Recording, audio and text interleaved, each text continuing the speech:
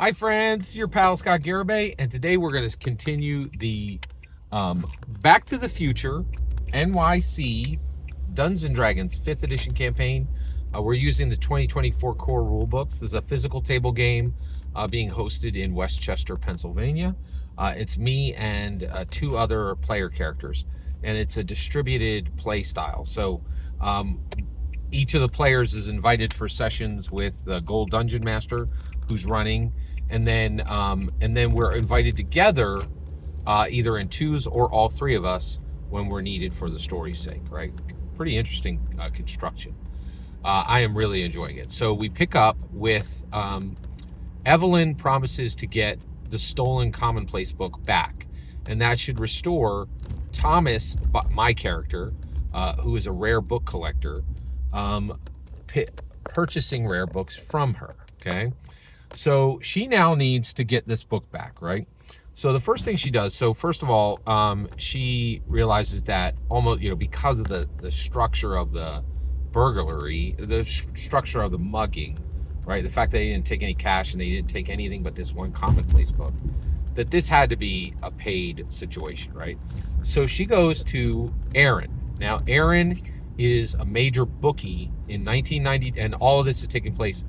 This campaign starts in New York City, 1992. Okay, all right. So he goes to, so she goes to Aaron, and Aaron is a major bookie in New York City. And the reason she's going to him is most of her deals when she is doing fencing, when she's going to turn over, sell stolen goods, she doesn't need any kind of muscle, but every now and then she does, right? Like if she's got something that's worth, quite a bit of cheddar, and she's a little worried about who's buying it, she'll bring muscle. And when she needs to bring muscle, she gets it from Aaron. So Aaron is a bookie. He has a dozen strong guys on his payroll. He's got a dozen strong men, guys who break legs, right, on his payroll. And actually, Aaron is very good at collecting debts, and he's found that breaking legs is not the only way to collect a debt, right? So, so she said, so she goes to him and talks to him, and he tells her, because he has a strong relationship with her too, that he did hire out a guy to do this exact job, at the time, at exactly, the few weeks back when this happened, right? And so she's very thankful, and she pays him cash for this, right? And then she's like, thanks. But then he also tells her a guy hired him. He sent out one of his muscle guys, and that guy has never come back, right? So the guy who was hired to get this commonplace book never checked back in, right? Now she knows actually more than Aaron does. She knows that he was successful and good, that his strongman was, his leg breaker was successful in getting the book, but he wasn't successful in getting back to Evelyn. So at this point, Evelyn reaches out to her friend Javier, and Javier he has become like her passepartout. He is increasingly doing a number of jobs with her and working with her closer and closer. So Javier's actual job is he is a bicycle courier in New York City in 1992, right? He does quite a few jobs with Evelyn, and the reason why is Javier's father was a second story man, right? So he was literally a burglar for his entire life. He's dead now.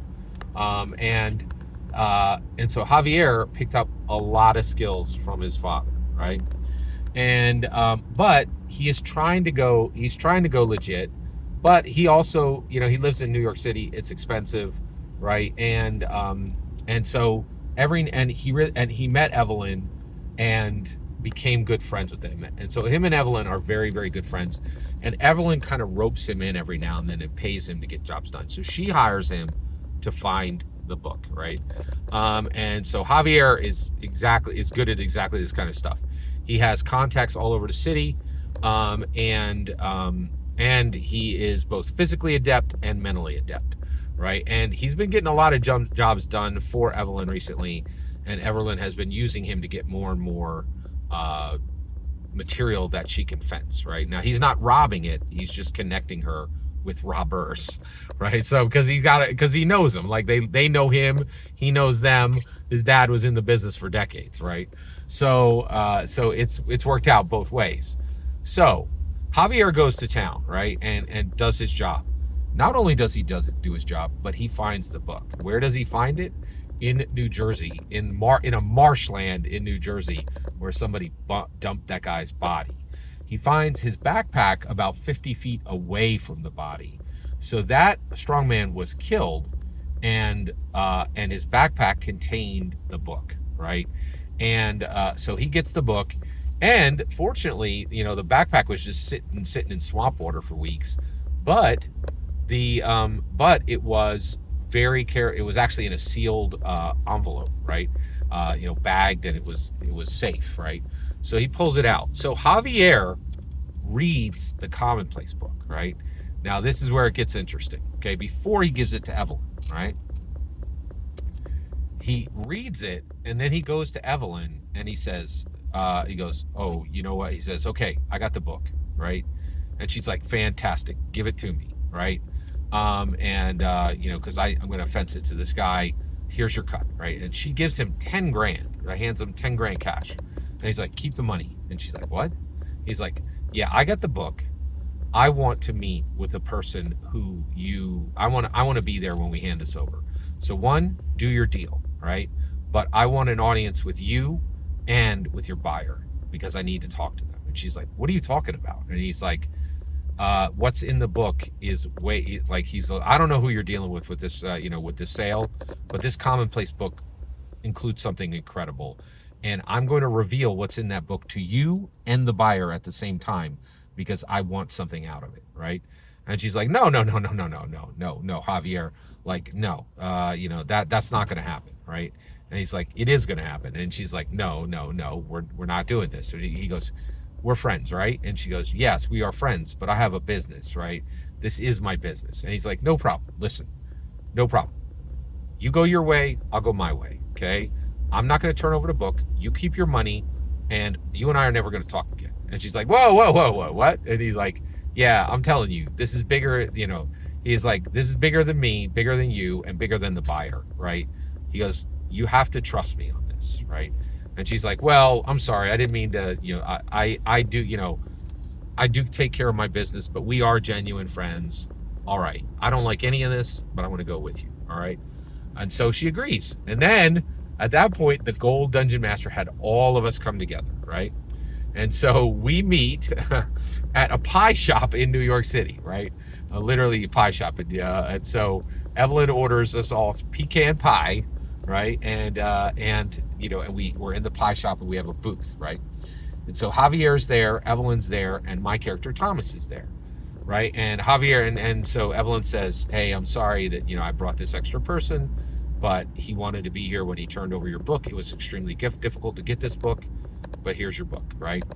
And so Thomas is like, well, first of all, he's like, before we even get there, so actually Javier produces the book, right?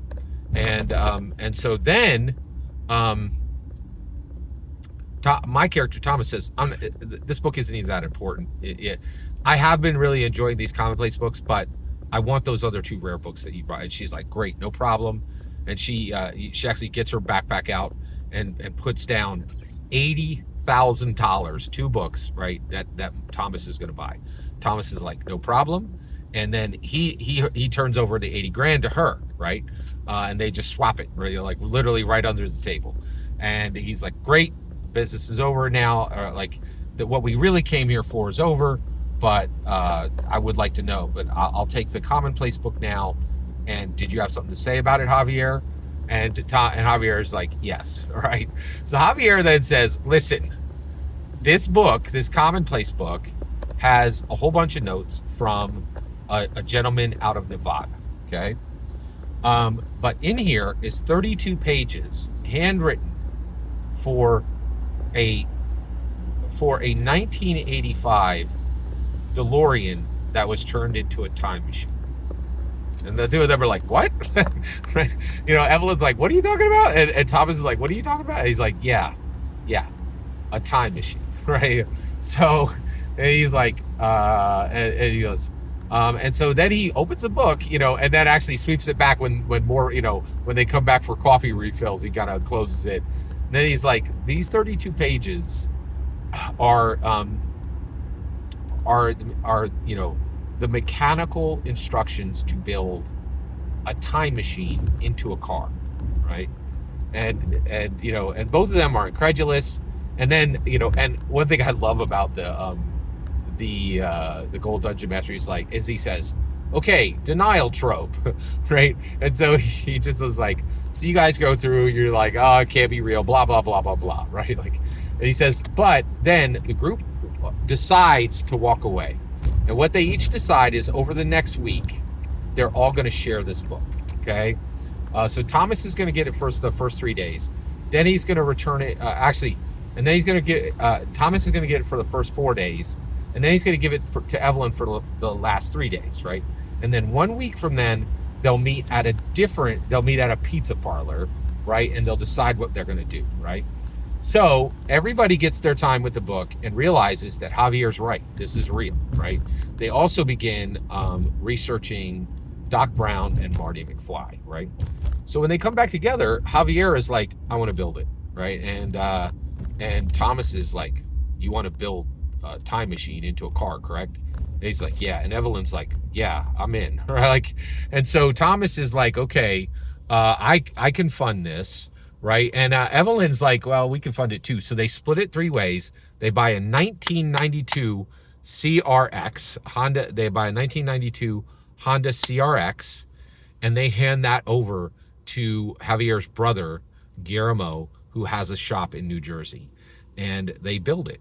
They build a 1992 Honda CRX time machine exactly to the specifications of the DeLorean, right? But the only thing they do is they've already found in their research that they do a much better job than Doc Brown did, and they actually put in an extra time flux capacitor, and they put in extra components that are likely to break. They also get non-puncture tires, and they put on a sturdier suspension, right? So they actually make the car more durable, right, than Doc had done. And that's it, right? And so that's you know, and so that is the end of the initial car build arc. I am absolutely loving this campaign. It's really like nothing I've ever played in, from the perspective of bringing to life a really powerful, beautiful narrative that I really wanted to continue. Every single word you just heard in this video is my humble opinion. Nothing more, nothing less. The important part is when I get to hear your humble opinion, when you get in the comments and send your traffic. Please consider liking, subscribing, and have a fetch millennium.